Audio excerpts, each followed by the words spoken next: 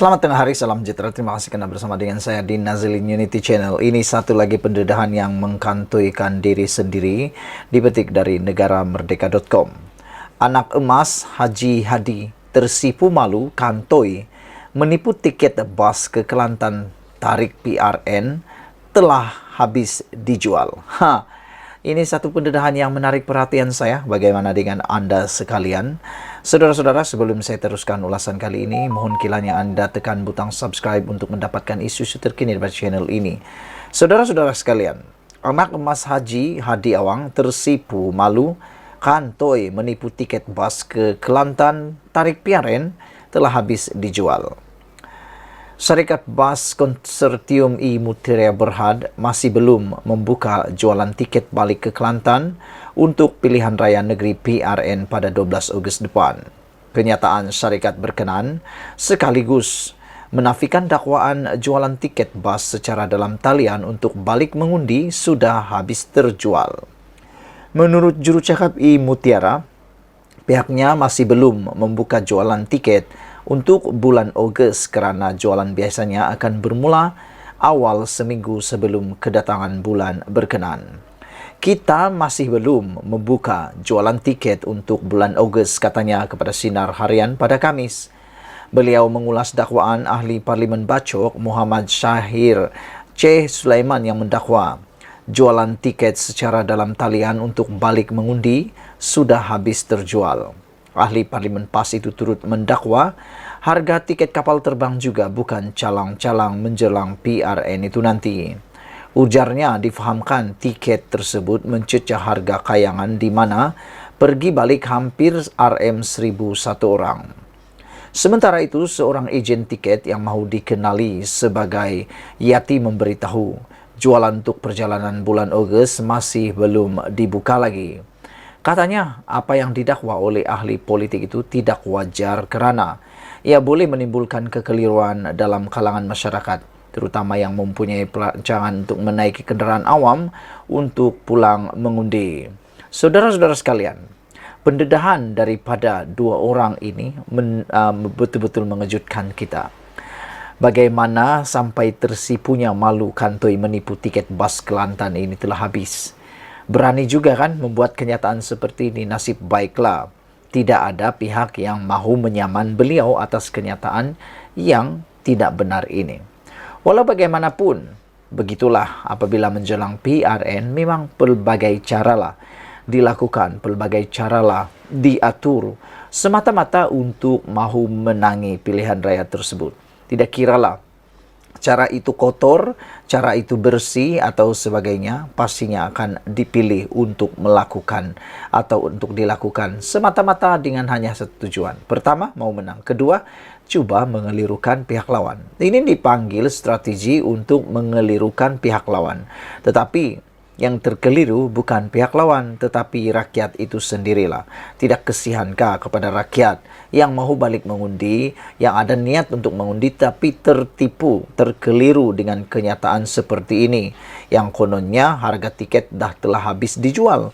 Tetapi rupa-rupanya syarikat bas ini sendiri yang tampil, syarikat bas I Mutiara, masih belum membuka jualan tiket lagi. Jadi, bagaimana dikata telah habis tiket dijual, walhal tiket secara online pun belum mula dijual. Bayangkanlah saudara-saudara sekalian, bukankah ini satu penipuan yang benar-benar besar, benar-benar ajaib? Saudara-saudara sekalian, bagaimanapun niatnya, apapun niat Anda untuk mengumumkan kenyataan seperti itu pastinya satu perbuatan yang tidak baik dan amat mengecewakan semua rakyat Malaysia. Kalau ada yang mau balik kampung, itu susah. Menurut seorang juru jual, beliau berkata, kenyataan tersebut tidak sepatutnya dinyatakan. Seorang lagi ejen yang dikenali sebagai Yati memberitahu jualan untuk perjalanan bulan Ogos masih belum dibuka. Masih belum dibuka, bukannya telah dibuka pun, belum buka pun. Katanya apa yang didakwa oleh ahli politik itu tidak wajar kerana ia boleh menimbulkan kekeliruan dalam kalangan masyarakat, terutama yang mempunyai perancangan untuk menaiki kenderaan untuk pulang mengundi. Selain daripada mengundi, untuk Anda punya pengetahuan, ada lagi rakyat biasa yang hendak pulang kampung turut mau pulang kampung, terutama yang mau mengikuti kendaraan awam. Apa pendapat kamu semua? Jadi dengan tajuk yang menarik dan panas luar biasa ini, anak emas Haji Hadi tersipu malu, kantoi menipu tiket bas ke Kelantan, tarik PRN telah habis dijual. Sekian dulu kali ini, ikuti terus ulasan pendedahan selepas ini. Selamat petang, salam sejahtera, terima kasih karena bersama dengan saya di Nazilin Unity Channel. Petang ini saya dikejutkan dengan satu pertanyaan daripada netizen yang pastinya Anda akan tertarik dan ikuti terus ulasan kali ini karena ia sangat menarik. Seorang netizen bertanya kepada saya, adakah PAS layak bertanding pada PRN 6 buah negeri ini? Saya agak terkejut dengan persoalan tersebut dan saya bertanya, dari mana Anda mendapat persoalan ini? Bagaimana Anda terfikir bahwa PAS tidak akan bertanding pada PRN akan datang ini? Dari mana faktanya dan bagaimana persoalan itu boleh timbul? Netizen ini berkata bahwa mereka bertanya atas faktor keputusan yang diumumkan pada 27 Jun lalu, yang mana Mahkamah Pilihan Raya Terengganu telah pun membatalkan kemenangan calon Parlimen Kuala Terengganu, yaitu Datuk Ahmad Amzad Hashim, atas dakwaan dan atas terbuktinya perbuatan rasuah di dalam pilihan raya baru-baru ini bertujuan untuk mempengaruhi pengundi pada PRU 15. Hakim Datuk Seri Muhammad Fairuz Jeffrey dilaporkan berkata pihak pempetition yaitu Barisan Nasional BN telah berjaya membuktikan perbuatan rasuah berlaku dengan tujuan mempengaruhi pengundi pada PRU 15. Dengan itu, SPR telah pun menunggu perakuan hakim pilihan raya untuk mewartakan kekosongan kerusi dan mengadakan pilihan raya. Menjadi persoalan daripada netizen kepada saya ialah mereka kata rasuah tetap rasuah. Bagaimanapun bentuknya, rasuah tetap satu perbuatan yang terkutuk. Rasuah tetap perbuatan yang berdosa, kata mereka. Apapun niatnya, apapun perkaranya, kata mereka, perbuatan rasuah tidak boleh diampuni atau tidak boleh diterima oleh sesiapapun. Kerana kalau tidak, ini akan jadi satu duluan dan satu ingatan ideologi baru bahwa rasuah boleh menjadi halal untuk tujuan yang dianggap betul. Walaupun perkara itu memang tak benar, tak betul sama sekali. Oleh sebab itulah mereka kata, kalau rasuah di luar sana boleh dipenjarakan, boleh menyebabkan sesuatu tempat itu diharamkan, mereka bertanya, tidak bolehkah PAS diharamkan daripada menyertai PRN kali ini? Mereka kata disqualify saja PAS kerana telah pun terbukti melakukan perbuatan rasuah. Dan ini bukan satu perkara yang masih boleh dinafikan, kerana ia telah pun diumumkan. Selain daripada itu, tindakan PAS untuk tidak merayu atau tidak melawan keputusan ini, menurut Nurul Izzah, anak kepada Datuk Seri Anwar Ibrahim, beliau bertanya, adakah ini membuktikan PAS adalah parti yang rasuah, beli undi untuk menang pilihan raya? Selain itu, Nurul Izzah juga mengatakan bahawa ini mungkin sebabnya beberapa tempat kawasan Pakatan Harapan kalah dalam PRU baru-baru ini. Keputusan PAS tidak mengemukakan rayuan membuktikan unsur rasuah dan beli undi berlaku di kawasan itu menurut Nurul Izzah Anwar. Jadi itu sebabnya ramai bertanya, patutkah PAS diharamkan partinya dibubar terus dan tidak dibenarkan bertanding dalam pilihan raya pada kali ini kerana sudah terbukti ada rasuah dan ada beli undi berlaku di dalam pilihan raya melibatkan parti PAS, kata mereka. Apa pendapat anda semua? Adakah PAS boleh bertanding ataupun perlu diambil tindakan yang lebih jelas lagi? Saudara-saudara sekalian, mungkinkah SPRM akan mengambil tindakan untuk isu rasuah dalam pilihan raya ini? Karena berdasarkan kepada fakta sudah terbukti ada unsur rasuah untuk mempengaruhi pengundi. Selain daripada itu, ianya juga tetap rasuah. Tiada yang kata rasuah ni rasuah yang betul, rasuah yang baik. Tiada yang kata rasuah ni dengan niat, tiada yang rasuah ni dengan perkara untuk kemenangan dan sebagainya. Pada pendapat saya, Rasuah tetap rasuah, dosa tetap dosa, perbuatan jahat tetap jahat. Walau macam manapun ia dilakukan dengan apapun alasan, ia adalah satu perbuatan yang harus kita hindari. Tidak pedulilah bukan sekadar pilihan raya, tetapi untuk semua perkara. Jadi, sila tinggalkan komen Anda, tekan butang subscribe, dan apa pendapat Anda tentang ulasan dan juga pertanyaan daripada netizen ini. Sekian dulu untuk kali ini. Jangan lupa tinggalkan komen Anda, tekan butang subscribe, dan jumpa lagi. Bye-bye. Selamat pagi, salam sejahtera. Terima kasih karena bersama dengan saya di Nazilin Unity Channel. Isu yang paling hangat petang ini dipetik daripada negaramerdeka.com menulis, kini terbukti PAS Parti Rasuah beli undi untuk menang pilihan raya. Persoalan ini makin menjadi besar di media sosial, dan saya rasa Anda juga mungkin akan share video ini kerana ianya amat berkait rapat dengan pilihan raya negeri yang akan dilangsungkan tidak lama lagi. Persoalan besar ini haruslah dijawab oleh kita semua. Anda sila tinggalkan komen Anda dalam ruangan komen. Apakah Anda juga tertarik ataupun ada juga Anda setuju dengan tajuk ulasan kali ini daripada negaramerdeka.com? Kini terbukti PAS Parti Rasuah beli undi untuk menang pilihan raya.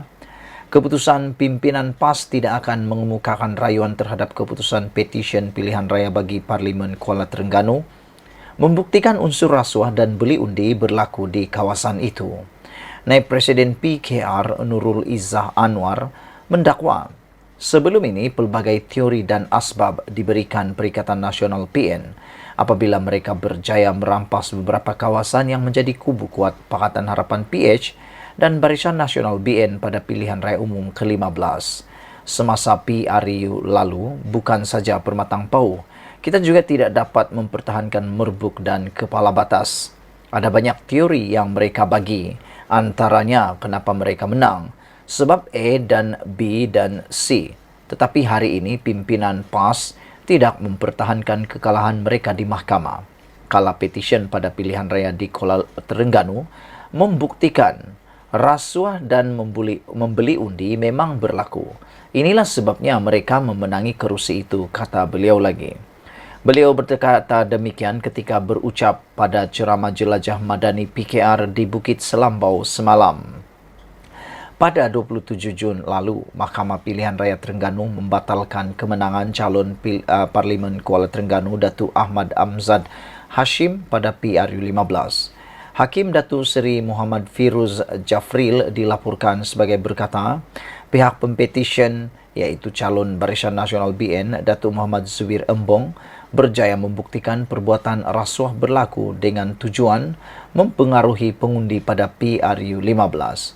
Berikutan keputusan itu, Suruhanjaya Pilihan Raya SPR akan menunggu perakuan Hakim Pilihan Raya untuk mewartakan kekosongan kerusi dan mengadakan pilihan raya.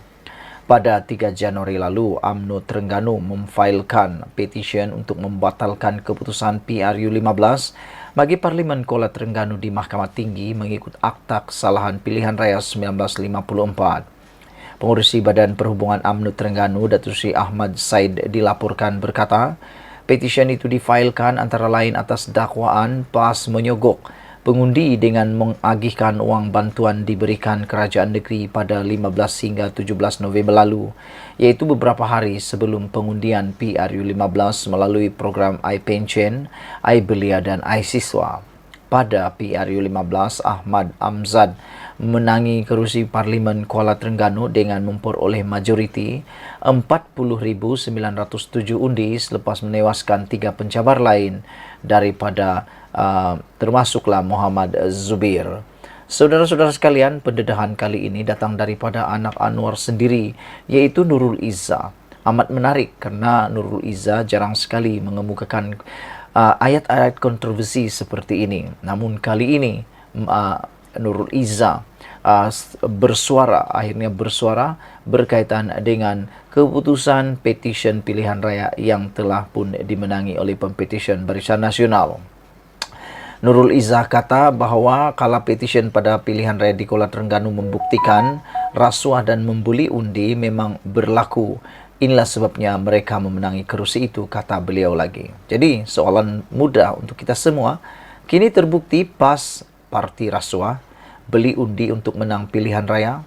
Sekian dulu untuk kali ini, ikuti terus ulasan selepas ini. Selamat malam, salam sejahtera. Terima kasih karena menonton channel Nazilin Unity Channel. Saudara-saudara sekalian, ada orang menuduh Anwar Ibrahim sebagai kerajaan yang bersikap pilih bulu dan tidak bersikap sama rata atau adil.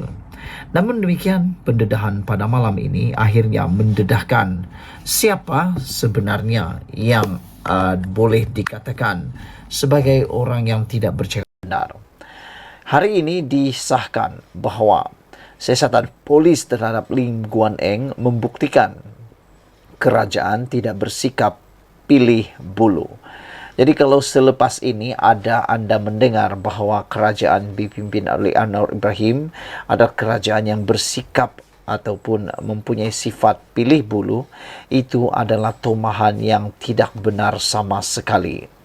Berikutan adanya beberapa laporan polis terhadap pengurusi DAP Lim Guan Eng atas kenyataannya yang mengaitkan gelombang hijau dengan perobohan tokong, pihak polis telah memulakan siasatan terhadap beliau.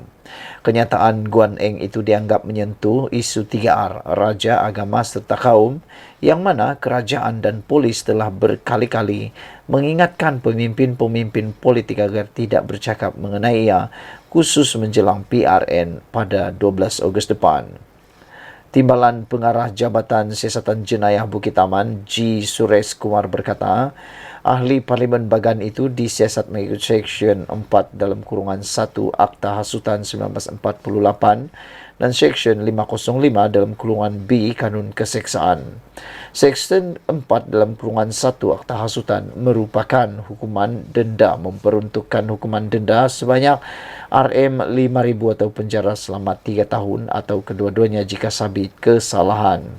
Selain itu, tambah beliau, Guan Eng juga disiasat di bawah Seksyen 233 Akta Komunikasi dan Multimedia 1998, yaitu penggunaan tidak wajar, kemudahan rangkaian atau perkhidmatan rangkaian.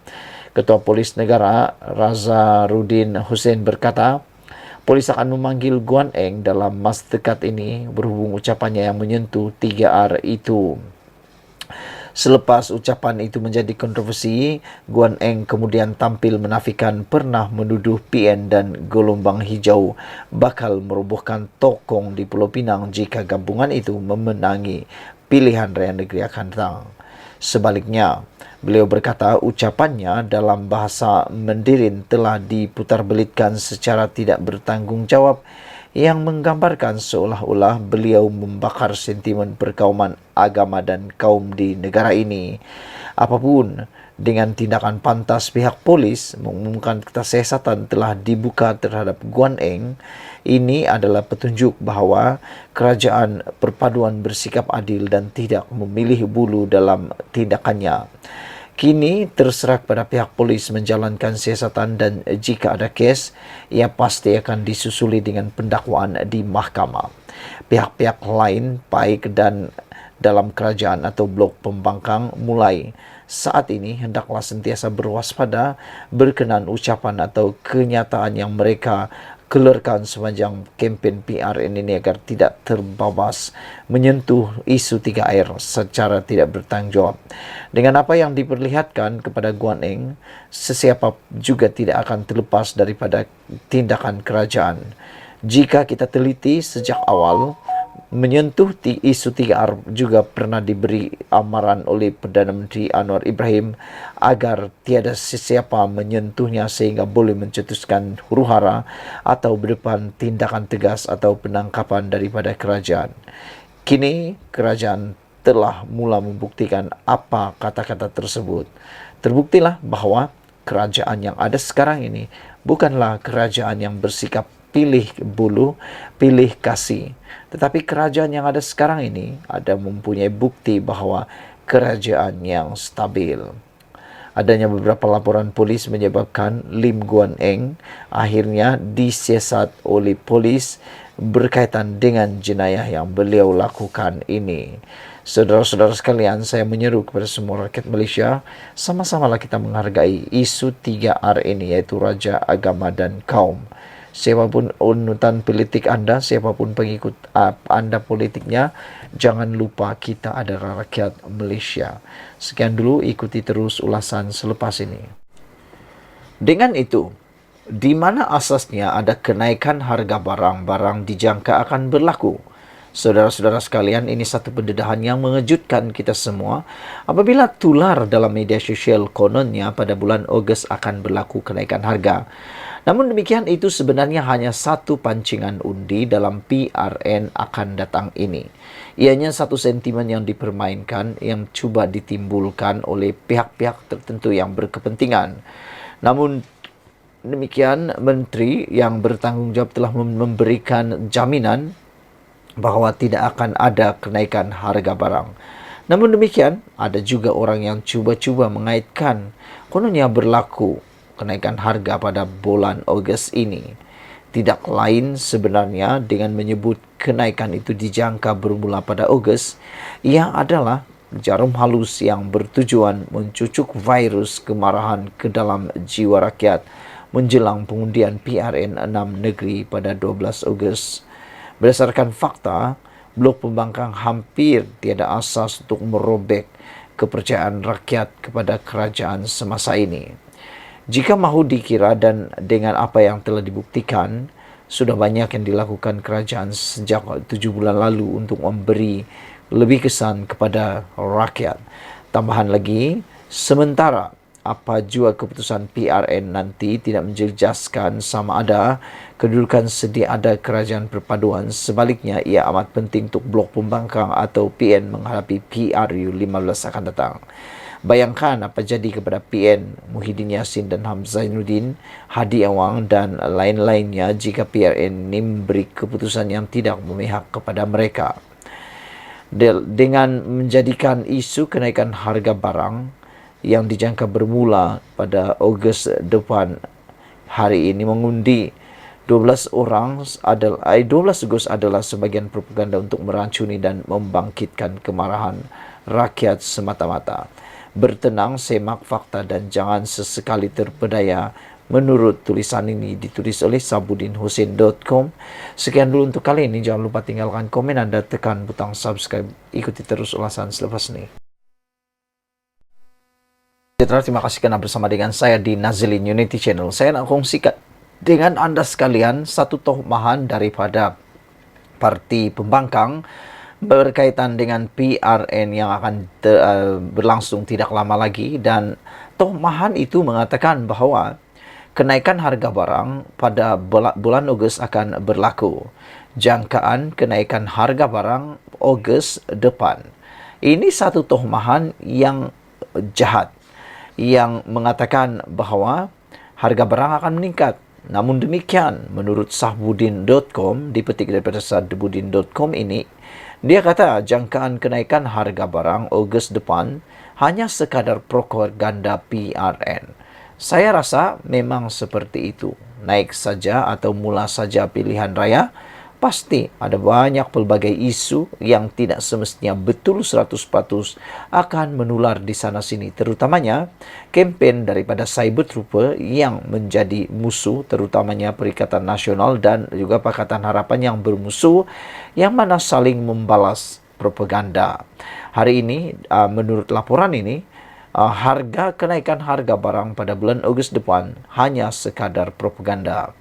Isu kenaikan harga barang pengguna yang didakwakan bermula pada Ogos depan begitu menjadi bualan ketika ini. Malah menjadi ketakutan bagi sesetengah orang. Walhal ia hanyalah sekadar jangkaan sebuah persatuan berkaitan pengguna semata-mata. Hakikatnya, jangkaan persatuan berkenaan bahawa barang-barang pengguna akan mengalami kenaikan sebanyak 20% bermula Ogos ini hampir tiada asas sama sekali. Ini kerana Menteri Perdagangan Dalam Negeri dan Kos Sara Hidup Salahuddin Ayub serta sendiri telah memberi jaminan tiada kenaikan terkini dalam harga barangan pengguna dalam negara. Pihaknya, kata beliau, menurut beliau, pihaknya juga telah pun menyatakan bahawa KPDN sentiasa memantau perkara itu. Salahuddin sendiri memberikan jaminan tiada kenaikan terkini dalam harga barangan pengguna dalam negara. Makna kata, Menteri dah pun memberikan jaminan tiada kenaikan terkini.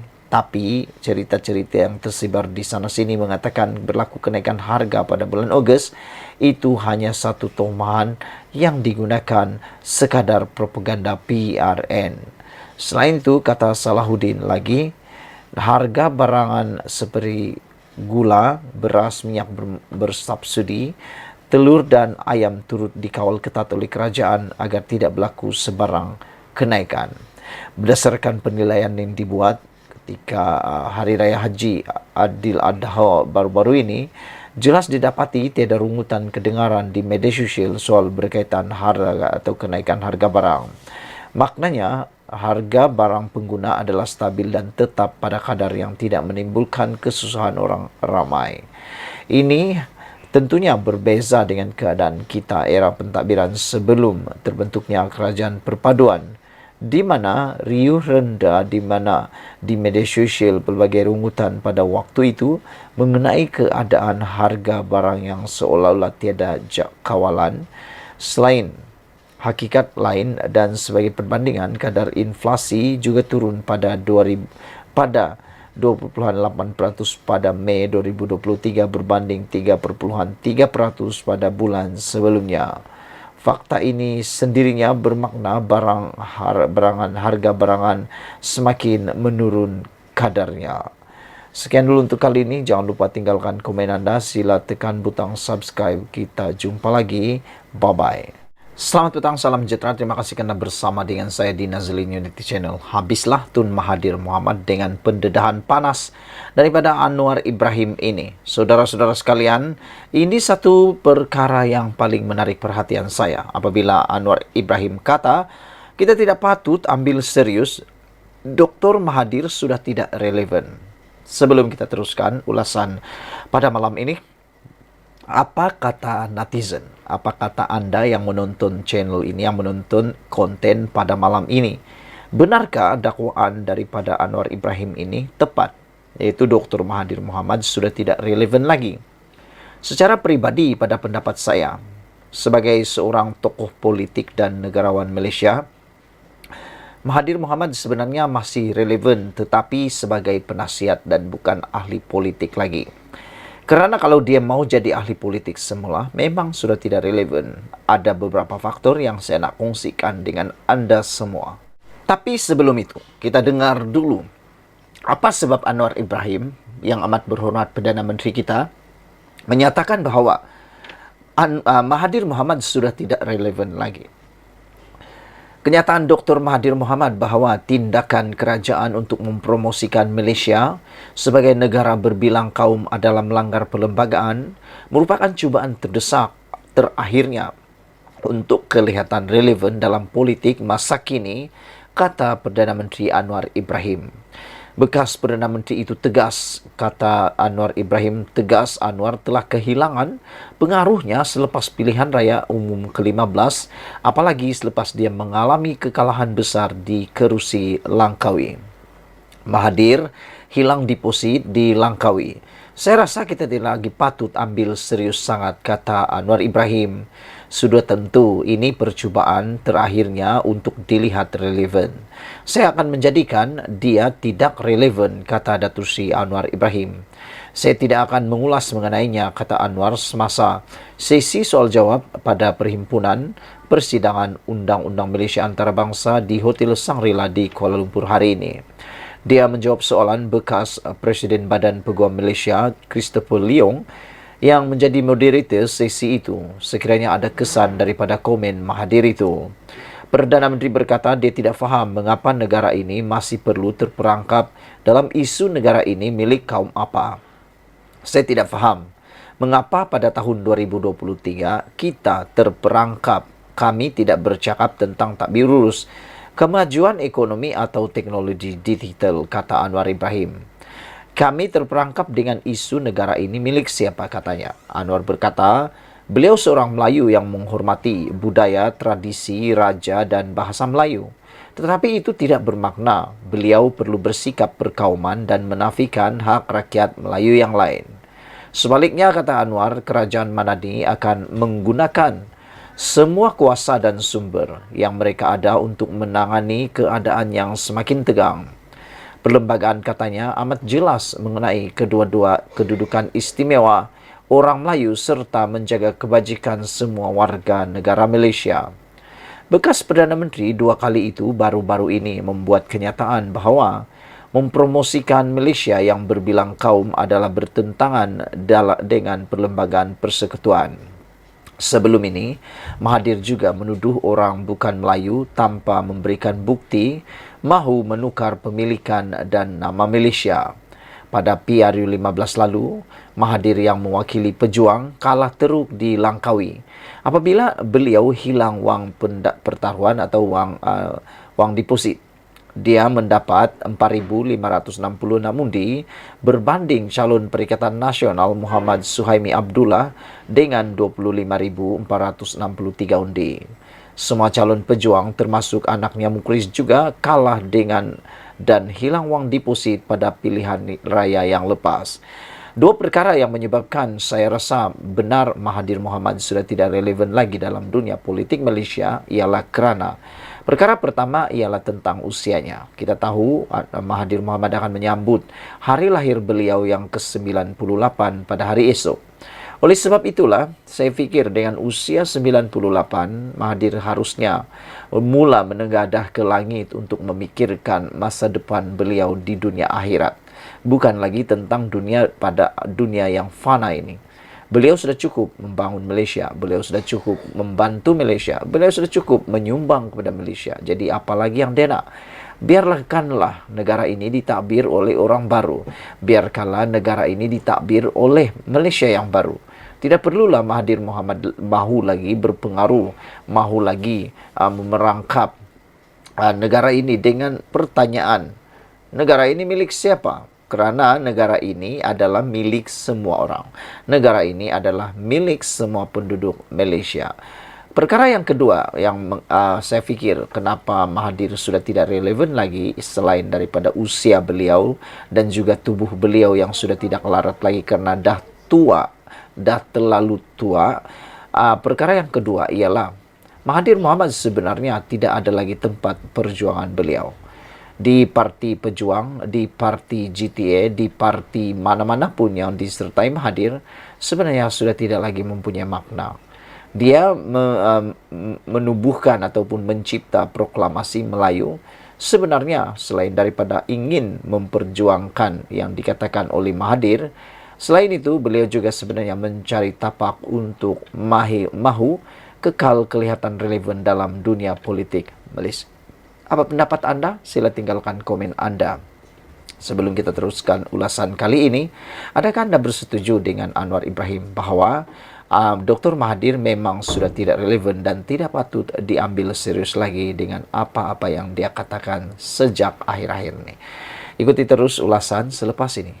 Selamat pagi, salam sejahtera. Terima kasih kerana bersama dengan saya di Nazilin Unity Channel. Ini pengakuan daripada Mahathir sendiri yang menggemparkan seluruh rakyat Malaysia, terutamanya Muhyiddin Yassin, Anwar Ibrahim dan lebih penting lagi Syed Saddiq Syed Abdul Rahman sebagai Presiden Parti Muda.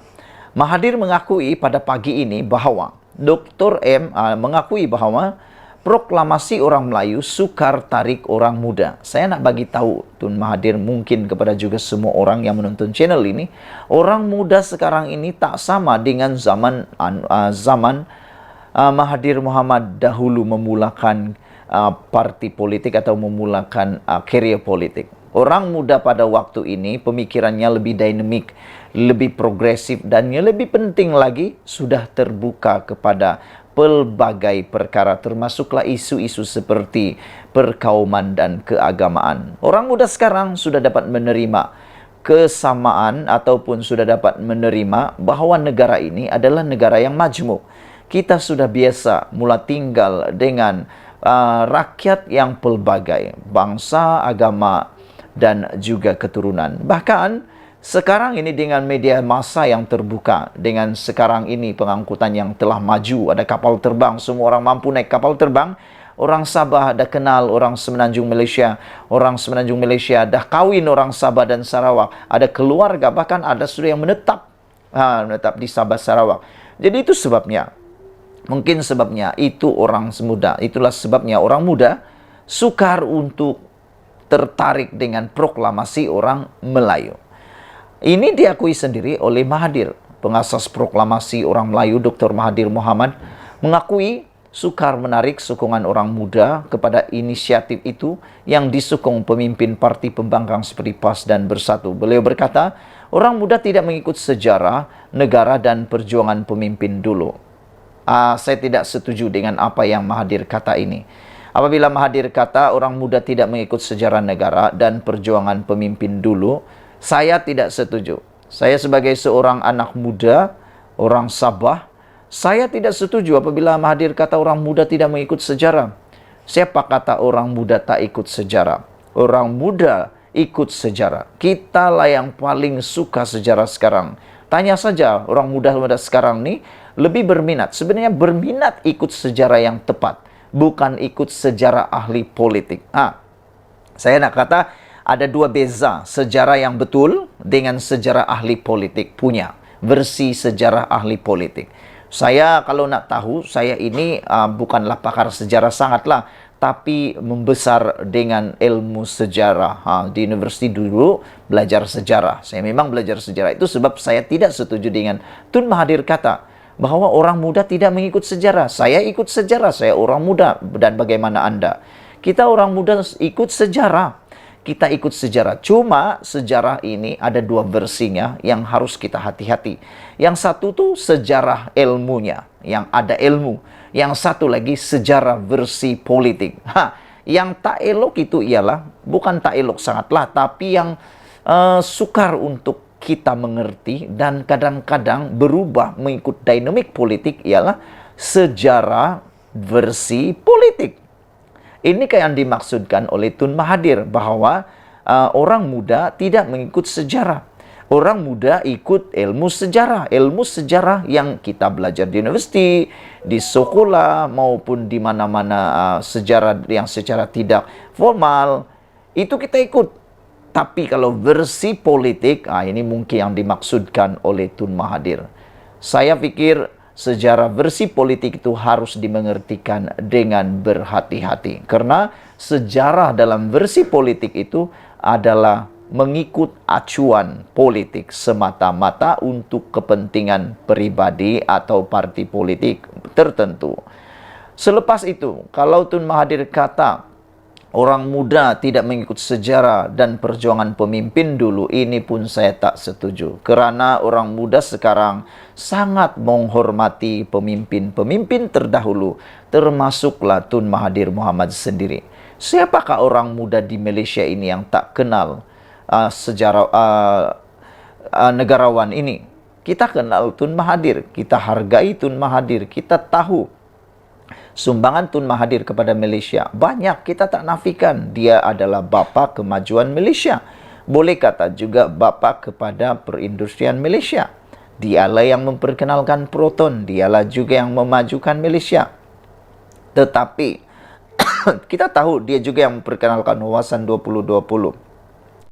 Kata Tun Mahathir Mohamad, kita hadapi masalah dengan orang muda kerana mereka tidak mengikuti sejarah negara, perjuangan negara kita, kata Mahathir. Banyak daripada orang muda tak faham, kata Mahathir. Dia cakap mereka sekarang okey, tapi dia berada dalam keadaan okey sekarang sebab kita, kata Mahathir. Ya, betul lah tu. Kita okey sekarang sebab Mahathir. Tapi untuk mengikut Mahathir punya kehendak dan telunjuk yang seterusnya, kita tak okey. Kita ikut kepimpinan yang terbaru terkini. Takkanlah sampai bila-bila nak ikut telunjuk Mahathir baru kita okey. Kita hormati Tun Mahathir sebagai negarawan kita yang ulung, negarawan kita yang terbaik. Tapi untuk terus ikut telunjuk beliau, itu tak okey. Kita nak mempunyai negara yang benar-benar mengikut acuan pemimpin semasa. Sebelum ini, proklamasi itu dilaporkan bertujuan untuk menyatukan orang Melayu melangkaui garis politik. Malaysia kini melaporkan semua pihak yang menandatangani proklamasi itu sepakat untuk bekerjasama pada PRN akan datang. Saudara-saudara sekalian, itu pendapat saya tentang apa yang dikatakan oleh Dr. Mahathir tentang proklamasi orang Melayu, sukar tarik orang muda. Itu pada pendapat saya mengapa anak-anak muda kurang tertarik, kerana apabila orang-orang muda sekarang sudah mula berfikiran terbuka, mula berfikiran lebih kritikal dan kritis untuk menilai keadaan yang tertentu. Dan saya juga tidak setuju apabila Mahathir kata banyak daripada banyak daripada orang muda tak faham. Dia cakap mereka sekarang okey, tapi dia berada dalam keadaan okey sekarang sebab kita, kata Mahathir. Apabila Mahathir juga kata orang muda tidak mengikut sejarah negara dan perjuangan pemimpin dulu, ini pun saya tidak setuju sebab orang muda sekarang mengikuti sejarah dan juga menghormati perjuangan pemimpin dulu. Dengan kata lain, kalau dimengertikan secara sejarahnya, boleh kata mungkin dalam pengertian saya, mungkin Mahathir cuba mengaitkan dengan nilai patriotisme dan nasionalisme dalam kalangan orang-orang muda. Orang-orang muda sekarang adalah orang muda yang ada nilai patriotisme, nilai nasionalisme sebenarnya. Kalau dikata mereka tidak mempunyai nilai nasionalisme dan nilai patriotisme, saya tidak setuju. Harap-harap Tun Mahathir terus kekal kuat, sehat, melihat negara Malaysia ini mencapai negara maju seperti yang beliau impi-impikan. Sekian dulu untuk kali ini. Ikuti terus ulasan selepas ini.